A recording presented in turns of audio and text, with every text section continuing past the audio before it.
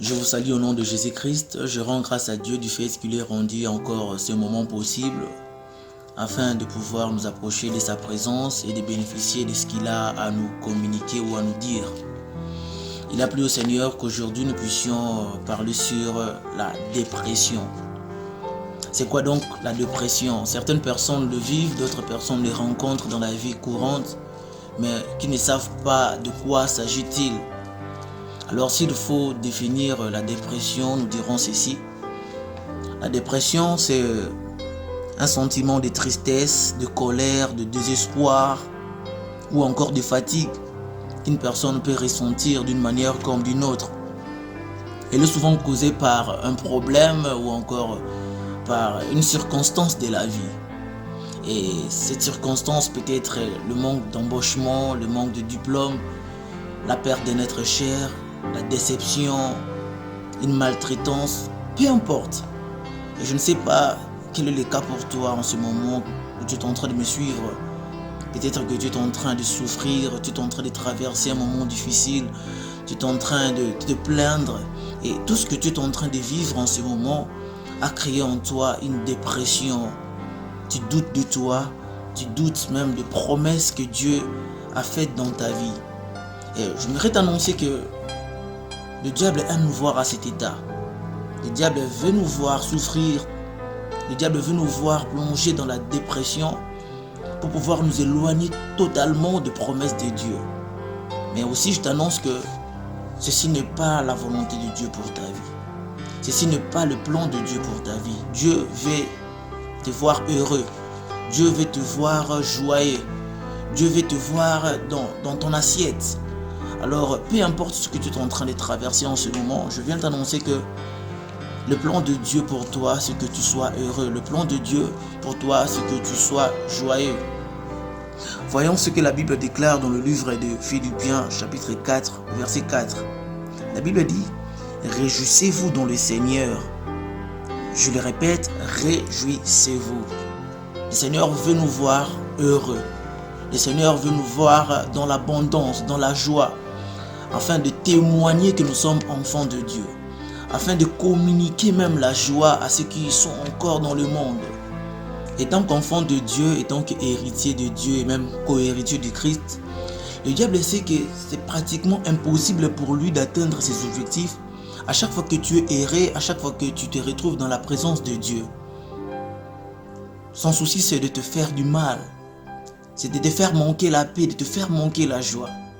Et c'est la raison pour laquelle il crée des problèmes à tout moment.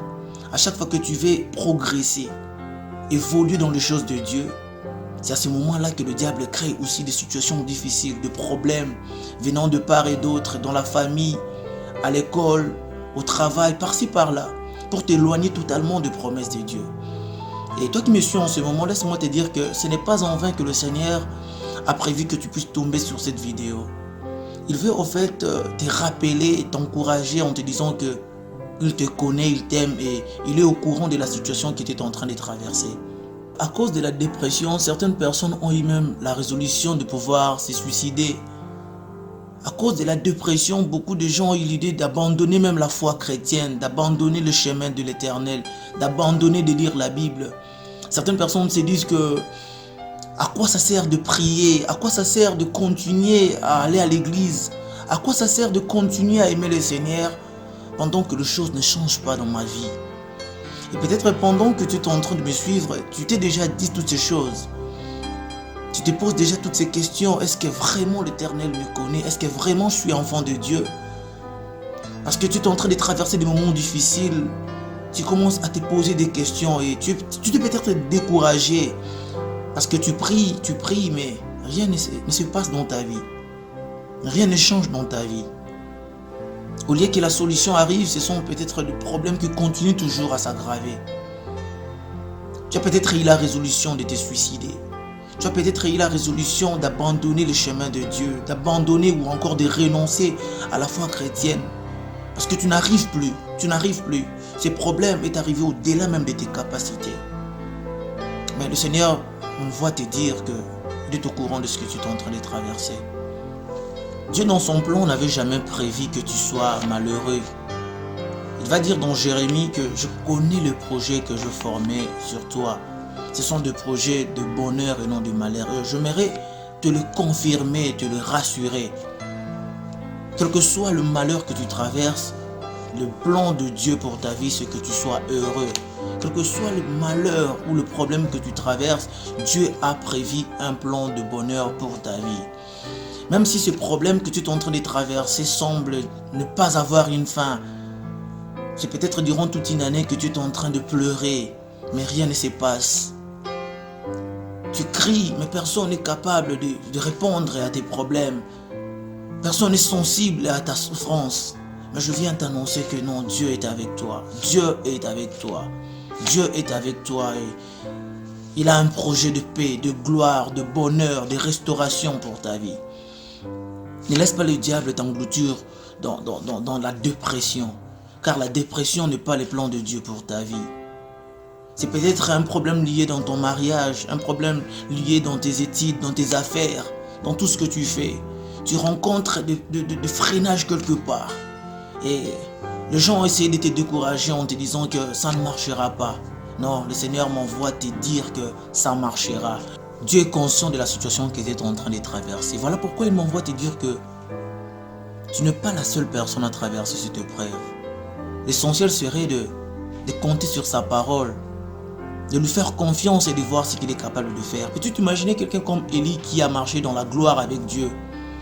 Il est arrivé un moment où il s'est dit, c'en est trop, Seigneur, prends ma vie. Job qui a vécu de moments de gloire avec le Seigneur, qui était intègre, qui n'avait rien fait de malhonnête. Il a traversé des moments difficiles dans sa vie. Il est arrivé jusqu'à dire, je suis fatigué de la vie. David est allé encore plus loin, lui qui était d'ailleurs roi. Dans sa royauté, il a rencontré des problèmes. Il est arrivé jusqu'à dire, mon esprit est abattu au-dedans de moi.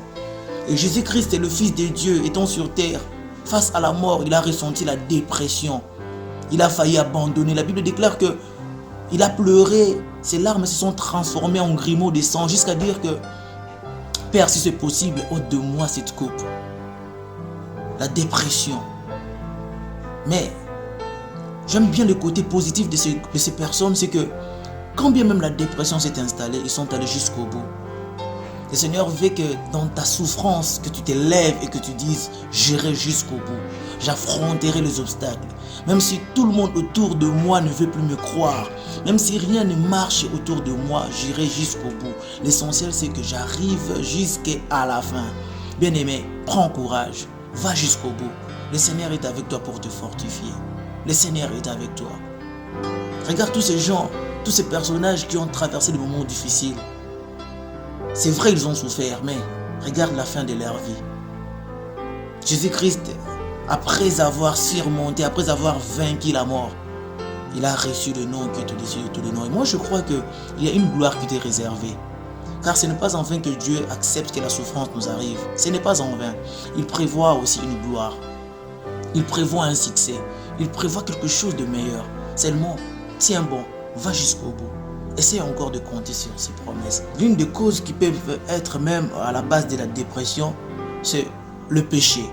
Quel est ce péché que tu as commis qui te rend jusqu'à ce moment esclave? La parole déclare que s'il arrive quelquefois que nous péchons, nous avons le juste juge, Jésus-Christ, notre avocat auprès du Père. Quel est ce péché que tu as commis? Ne reste pas dans cet état. Tu es peut-être conscient de ta vie, conscient de ce que tu as commis il n'y a pas longtemps, peut-être hier ou peut-être avant même de suivre cette vidéo. Et ce péché a fait en sorte que la dépression naisse en toi, que tu ne puisses plus croire en toi-même. Je viens t'annoncer qu'il est encore possible d'arranger avec le Seigneur. Tant que le Seigneur te laisse en vie, il te laisse encore la capacité, la possibilité de réparer avec lui. Le péché peut être l'une des causes de la dépression. Et une autre cause peut être aussi la comparaison. Ce n'est pas parce que tu es né dans une même famille avec tes frères que tu es obligé d'avoir une même destinée avec eux. Compte beaucoup plus sur le plan de Dieu sur ta vie. Arrête de te comparer aux autres. Contente-toi sur ce que tu as, contente-toi de ce que le Seigneur t'a donné. Si peut-être la comparaison s'était installée en toi, essaye de renoncer à la comparaison pour que tu ne puisses plus vivre la dépression. Et une autre chose encore, qui peut être la cause de la dépression de la vie d'un enfant de Dieu, ce sont des propos négatifs. Qu'est-ce que tu t'es dit de toi? Ou encore, qu'est-ce que les gens disent de toi?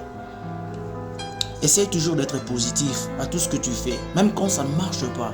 Essaye de garder encore l'air positif. Peut-être que tu as essayé quelque part, ça n'a pas marché. Tente encore, continue encore à espérer. Laisse tomber tout ce que les gens disent de toi, laisse tomber tout ce que les gens parlent de toi. Essaye de proclamer des bonnes paroles. La Bible déclare que la vie et la mort sont au pouvoir de la langue. La fatigue peut aussi être une cause de la dépression. Mais j'aimerais que le Seigneur te donne encore le courage de continuer, de prospérer, d'affronter. Peut-être que tu as toqué quelque part et on ne t'a pas répondu. Tu as cherché quelque part, tu n'as pas trouvé. Prends encore courage. Ne te laisse pas emporter par la fatigue. Ça peut causer en toi la dépression et croire que ça n'ira pas. Pourtant, le Seigneur te veut encore courageux. Le Seigneur te veut encore heureux. Essaye encore de frapper. Essaye encore de chercher. Prends courage et le Seigneur est avec toi. Une des choses encore la dernière des causes qui peuvent amener la dépression dans la vie d'un enfant de Dieu, c'est le manque de pardon. Tu t'es retrouvé dans un conflit avec quelqu'un, tu t'es peut-être chamaillé avec quelqu'un et cette personne a reconnu son erreur et est venue te demander pardon et tu as refusé de le pardonner. Et c'est fait qu'à chaque fois que tu vois cette personne, tu ne te sens pas heureux. Cela ne t'aidera pas à avancer, mon frère. Essaye de te défouler. Et si c'est peut-être toi qui as un problème contre quelqu'un d'autre, il serait mieux d'aller trouver cette personne, de te débarrasser de ses problèmes, de lui demander pardon, d'essayer d'arranger, afin que tu te sens irréprochable devant le Seigneur. Parce que aussi longtemps que tu restes dans cette culpabilité, tu te sentiras toujours dans la dépression et le diable sera toujours fort sur toi, le diable sera toujours influent dans ta vie.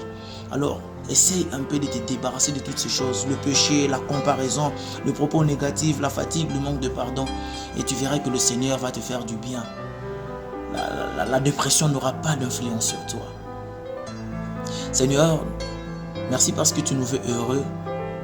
Merci parce que tu nous veux joyeux. Le diable nous veut dans la dépression, mais nous comprenons aujourd'hui que cela n'est pas le plan que tu as pour nous. Nous voulons, Seigneur, être fortifiés par ta parole. Nous voulons être fortifiés par ton message. Nous voulons être fortifiés par ce que tu as à nous dire.